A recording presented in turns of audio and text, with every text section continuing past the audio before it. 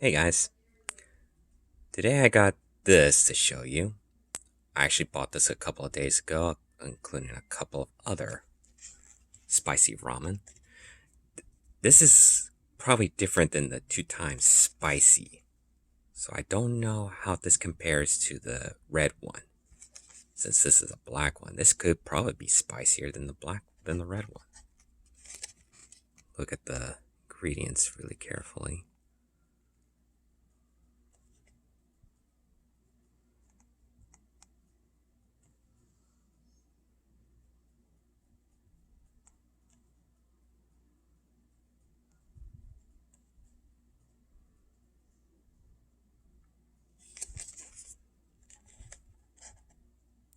I'm gonna have this as my lunch.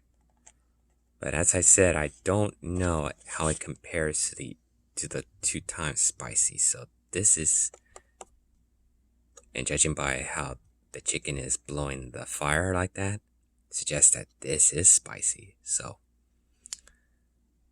we'll see how it goes. So I'm gonna make it and show you the video.